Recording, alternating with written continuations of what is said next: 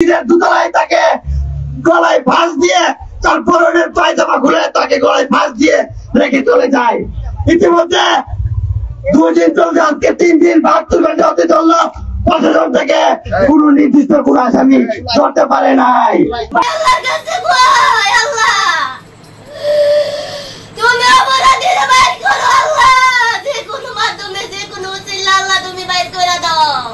ধরনের ঘটনা কি আসলে সভ্য সমাজে হওয়ার কথা? আপনি কি মনে করেন যে এডভোকেট নুরুজ্জামান লস্কর তপু যদি এই মামলাটা লড়াই করে আপনি কি নেই বিচার পাবেন কিনা আপনি মনে করেন কিনা? আমি ইনশাল্লাহ নিশ্চিত আশাবাদী। আসসালামু আলাইকুম। ময়না হত্যার তদন্ত বেরিয়ে এসেছে নতুন কিছু অবাক করা কাণ্ড এবং যে ঘটনাগুলা মূল ঘটেছিল সেই 11 দিন পর এবার সব রহস্য ফাঁস হয়ে গিয়েছে এবং সব বিষয় ক্লিয়ার হয়ে গিয়েছে। তাই আসুন একদম কথা না বাড়িয়ে একটি লাইক করে ভিডিওটি শেষ পর্যন্ত দেখতে থাকি। আমরাই ময়না যেহেতু তার উপরে একটা অত্যাচার চালানো হয়েছে পাশবিক একটা নির্যাতন চালানো হয়েছে, মানে বলার ভাষা নাই। এই ধরনের ঘটনা কি আসলে সভ্য সমাজে হওয়ার কথা না। মানে আমরাই দেখা গেছে কি যে আমরা ঘটনাটা শুনলাম, আমরা ফেসবুকে দেখলাম, দেখে তো মানে আমরাই আপসেট হয়ে গেছি। আমি এখানে একটা কথা বলবো, এই যে ঘটনাটা হওয়ার পরে হয়তো কয়েকদিন পরে এটা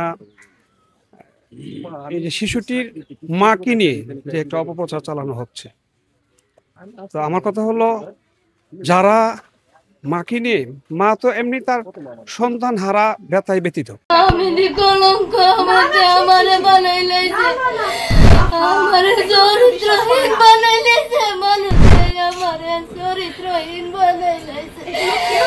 আমার মেয়েও গেল, আমি কলঙ্কি হইলাম বাবা। ও বাবি কেমনে বাঁচো বাবা, আমার সন্তান নাই, আমার মুখ দেখার মতো নাই বাবা, আমি কেমনে বাঁচো বাবা। বিবাদীর বিপক্ষে উকিল মুভ করাই উচিত না, কারণ কি সমাজে এটা একটা ট্রেন্ড হয়ে গেছে। না হলে আমাদের নারীদের নিরাপত্তা নিশ্চিত করতে আমরা হিমশিম খাবো। যদি বাদী পক্ষকে ঘাম ঝরিয়ে আবার মামলায় লড়তে হয়, ন্যায় বিচারটা নিশ্চিত করতে তার পায়ের ঘাম মাথায় ফেলতে হয়, তাহলে আমাদের যে নারী অধিকারের কথাই বলি বা নারীদের নিরাপত্তার কথাই বলি, এটা আমরা নিশ্চিত করতে পারবো না। এটা হচ্ছে মূল কথা। এটা নারী একটা মানে অবুঝ একটা শিশু, 9 বছর একটা বয়স একটা শিশুর। তো আমাদের সন্তানদের ভবিষ্যৎ নিরাপত্তার জন্যই আমাদের বিজ্ঞ আইনজীবীরা এই বিষয়টা ভেবে চিন্তে সিদ্ধান্ত নেবেন বলে আমি আশা প্রকাশ করি। ধন্যবাদ। বিচার করা উচিত, দৃষ্টান্ত করা উচিত। বাচ্চা আছে না, ধন্যবাদ ধন্যবাদ। এই বাচ্চা আছে না, এই বাচ্চা হরমিত করে তুই করে কইবার সম্ভব হয়েছে না, যে নজির ইতিহাস হয়ে গেছে। হত্যাকারী নাকি তার 2টা পা ভেঙে দিয়েছে, একটা হাত ভেঙে দিয়েছে, জানি না তখন তার কি কষ্টটা হয়েছিল। তারপর তাকে শ্বাসরুদ্ধ করে হত্যা করেছে এবং হত্যা করার সময় তার নাকে দিয়ে চোখে দিয়ে রক্ত বের হয়েছিল। নির্মমভাবে তাকে হত্যা করেছে এবং মসজিদের দোতলায় তাকে গলায় ফাঁস দিয়ে তার পরনের পায়জামা খুলে তাকে গলায় ফাঁস দিয়ে রেখে চলে যায়। ইতিমধ্যে 2 দিন চলছে, আজকে 3 দিন 72 ঘন্টা হতে চললো, প্রশাসন থেকে কোন নির্দিষ্ট কোন আসামি ধরতে পারে নাই।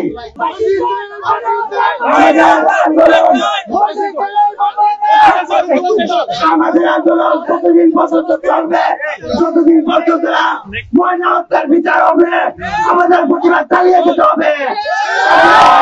আমি যে সময় ছিলাম ওই সময় ভিডিও কলে কত হয়েছে, আজকেও কত হয়েছে তোমার সাথে। আপনি কি মনে করেন যে এডভোকেট নুরুজ্জামান লস্কর তপু যদি এই মামলাটা লড়াই করে আপনি কি নেই বিচার পাবেন কিনা আপনি মনে করেন কিনা? আমি ইনশাল্লাহ নিশ্চিত আশাবাদী। তাই সুষ্ঠুভাবে, কারণ তাই তো এখন না, আমি আজকে তো মনে আরো 15 বছর আগে আমি চিনি। আসসালামু আলাইকুম। ওয়ালাইকুম আসসালাম। আপনি তো আজকে বাগান থেকে আপনার মেয়ের মৃত্যু সংবাদ শুনে ছুটে আসছেন, এখন আপনি কি চান? আমি সুষ্ঠু তদন্ত করে তার দৃষ্টান্তমূলক শাস্তি চাই, ফাঁসি চাই। আপনাদের কি জায়গা সংক্রান্ত বা এলাকায় কারোর সাথে কোনো পূর্ব বিরোধ ছিল? না না না, কারোর সাথে কোনো ঝগড়া নাই, বিরোধও নাই, কোনো কারোর সাথে।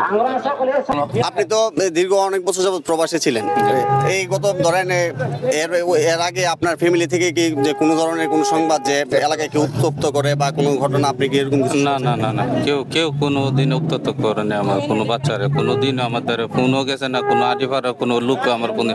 আমি তো প্রায় লোকের সাথে, ভাইয়ের সাথেও ফোনে মাঝে মধ্যে ফেসবুকে কথা কই, অনেক লোকের সাথে আমি ফেসবুকে কথা কই, মানে কোনো সমস্যা হলে কেউ না কেউ আমার জানে, তো কেউ আমার কোনো দিনও জানে না, ফ্যামিলিতে তো না হই।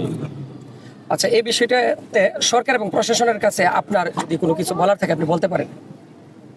সরকার এবং প্রশাসনের আমি একটুই চাই আমার সুষ্ঠু তদন্ত করে দৃষ্টান্তমূলক তার ফাঁসি চাই,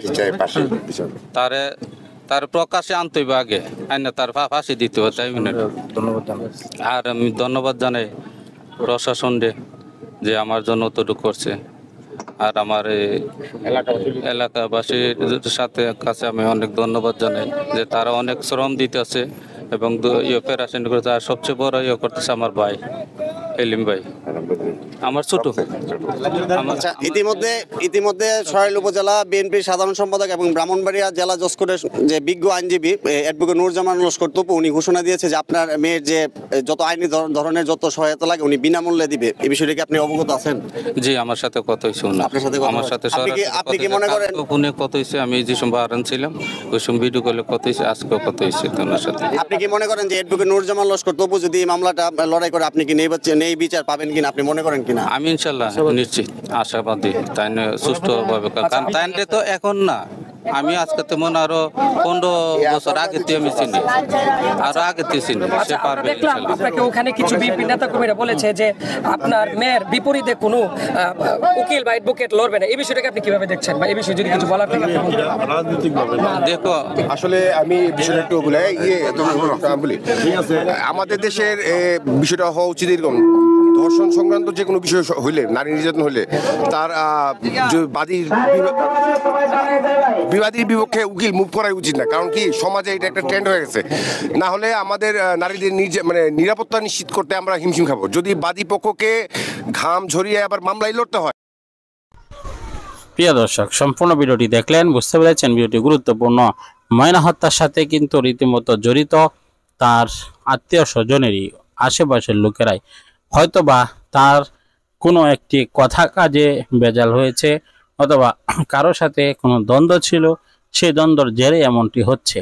অবশ্যই যদি ময়নার বাবা একটু চিন্তা করে দেখে তার বিপক্ষে কারা জড়িত, বিপক্ষে কারা আছে তাদের একটা তালিকা করে, এবং ময়নার বাবা যেহেতু বিদেশ থাকে, ময়নার মা যদি এরকম একটা তালিকা করে যে সন্দেহাতীত মধ্যে কারা রয়েছে, তাহলেই সে বিষয়গুলা ক্লিয়ার বোঝা যাবে এবং সম্পূর্ণ বেরিয়ে আসবে। প্রিয় দর্শক, আমরা এই বিষয়গুলো আপনাদের মাঝে রেখে গেলাম।